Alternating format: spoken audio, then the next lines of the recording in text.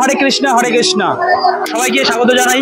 আর আমার প্রত্যেকটা ভিডিও আমি প্রথমে তোমাদেরকে ওয়েলকাম ভিডিও করে জানাই, কিন্তু আজকে আমি ওই যে হরে কৃষ্ণ বলে, কারণ যে জায়গায় এসেছি সেটা হলো শ্রীকৃষ্ণের জায়গা, সকলের ভালোবাসার জায়গা, প্রভুর জায়গা। এখানে আসলে পর সকলে মন ভরে যায়। তোমরা অবশ্যই আসবে আর কন্টিনিউ ভিডিওর সাথে দেখো।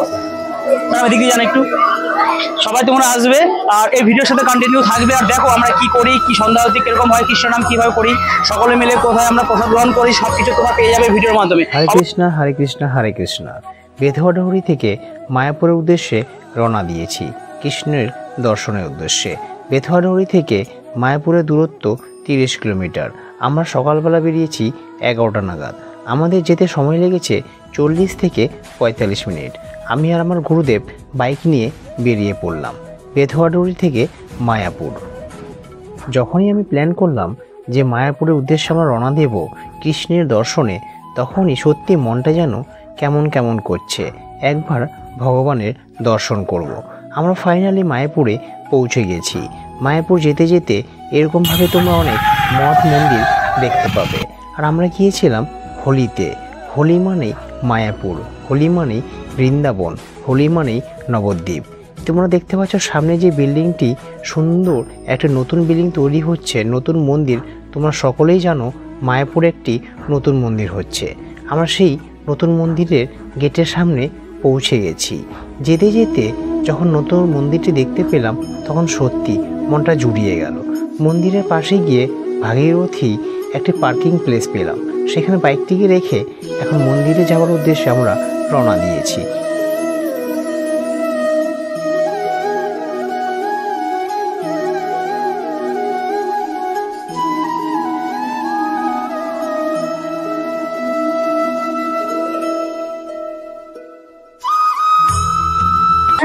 এত গরম এত রৌদ্র, তার জন্য খাচ্ছি ডাব পার পিস 70 টাকা করে। মায়াপুরের ভেতরে একদম মেন গেটের পাশে 70 টাকা পার পিস। কিছু করার নেই, এত গরম, প্রচন্ড গরম, তার জন্য ডাব খাচ্ছি। এই প্রভু ডাব কেটে দিচ্ছে। বুড়ো তোমরা কখন আসবে? লালটা খাবে? দাও।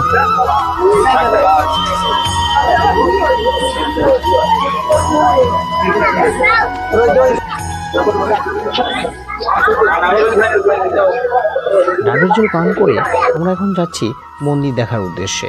সাথে তোমরাও চলো, ভগবানের দর্শনটি করো, মন্দিরটা একবার দেখো। আর দেখো কিভাবেই ভক্তরা শুয়ে বসে দাঁড়িয়ে সকলে গাছের নিচে রেস্ট নিচ্ছে। আর সেই দিনটি প্রচণ্ড গরম ছিল।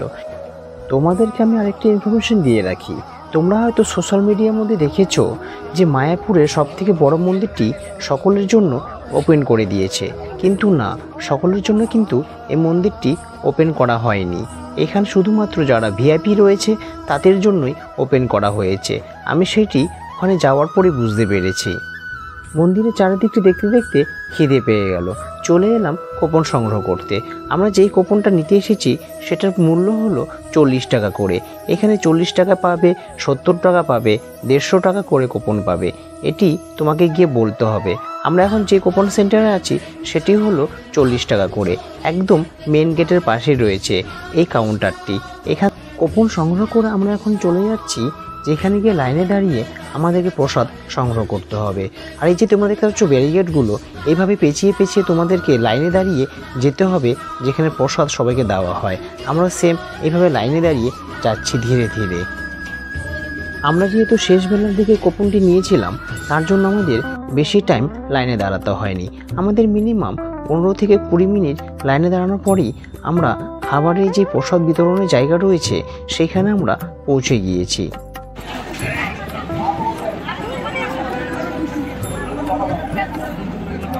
আমরা কুপনটি গেটে দেখিয়ে ভেতরে চলে এলাম। আর ভেতরের পরিবেশটি তোমরা দেখতেই পাচ্ছ। একসাথে হাজার হাজার মানুষ একসাথে প্রসাদ সংগ্রহ করতে পারে।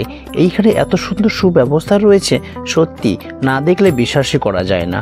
আর সকলে এইভাবেই আমরা সারি সারি লাইনে লাইনে গিয়ে বসে পড়লাম প্রসাদ সংগ্রহ করার জন্য। তার কিছুক্ষণ পরেই চলে এলো ভাত, ডাল, সবজি।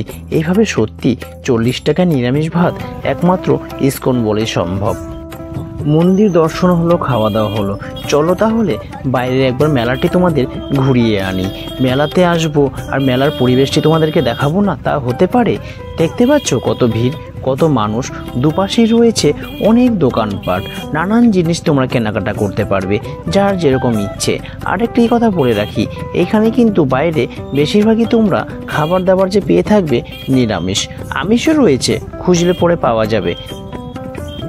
শুধু মুখে একটাই নাম থাকবে, কৃষ্ণ নাম, গোবিন্দ নাম, শ্রী চৈতন্যের নাম, শ্রীকৃষ্ণের নাম, শ্রী মহাপ্রভুর নাম। এইভাবে তোমরা মায়াপুরে আসো সকলে, আর এইভাবে প্রত্যেক বছর এই হোলিতে মায়াপুরের সৌন্দর্যটা তোমরা বাড়িয়ে তোলো। চারিদিকটা একবার দেখো। আর যারা এই ভিডিওটি দেখছো তারা কিন্তু অবশ্যই একবার কমেন্ট বক্সে এসে হরে কৃষ্ণ লিখে যাবে।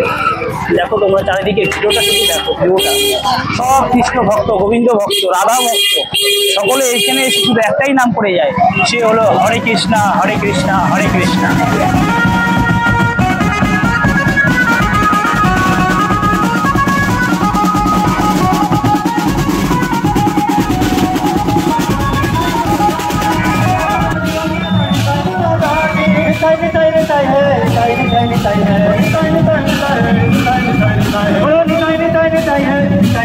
বাইরের মেলা তো দেখলে, চলো তাহলে মন্দিরের ভেতরে আবার যাওয়া যাক।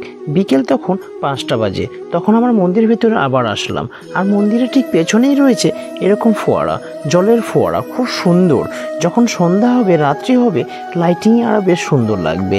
রাস্তার মধ্যে রয়েছে গোমাতা, তার সাথে একটু আমি খেলাধুলো করে তার আশীর্বাদ নিয়ে আবার হেঁটে চলেছি মন্দির দর্শনের জন্য। মন্দিরের দিকে যেতে না যেতে আবার দেখতে পেলাম সেই গৌর ভক্ত, কৃষ্ণ ভক্ত, আমাদের যে বিদেশ থেকে আসা কৃষ্ণ ভক্তের দল, তারা কীর্তন করতে করতে যাচ্ছে, সকলের একসাথে নাচ করতে করতে। আমিও তাদের সাথে নাচে হাতে হাত মিলিয়ে কৃষ্ণ নামে ভক্ত হয়ে দুহাত তুলে আমি শ্রীকৃষ্ণের নাম নিয়ে নাচা শুরু করলাম। তাহলে তোমরা একবার নাচটি দেখো।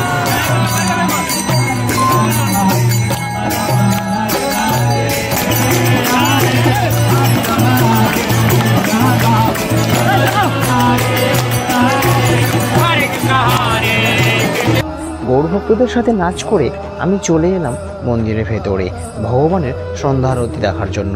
চলো তোমরাও দেখো কিভাবে আরতি হচ্ছে, কিভাবে কৃষ্ণর প্রতি ভক্তি রেখে সকলে কৃষ্ণ নামে মুগ্ধ হয়ে কৃষ্ণ কৃষ্ণ করে নৃত্য করে চলেছে, গান করে চলেছে।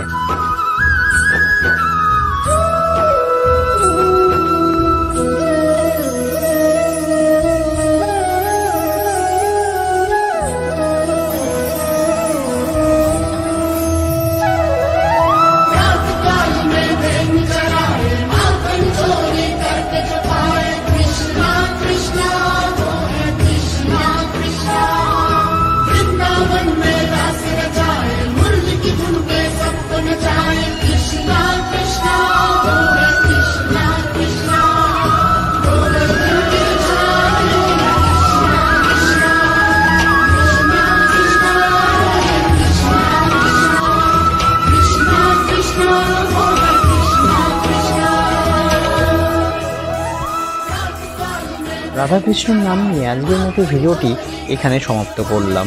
আর তোমাদের ভিডিওটি কেমন লেগেছে অবশ্যই কমেন্ট বক্সে এসে জানাবে। আর সকলে একবার হলো কমেন্ট বক্সে এসে হরে কৃষ্ণ লিখে যাবে।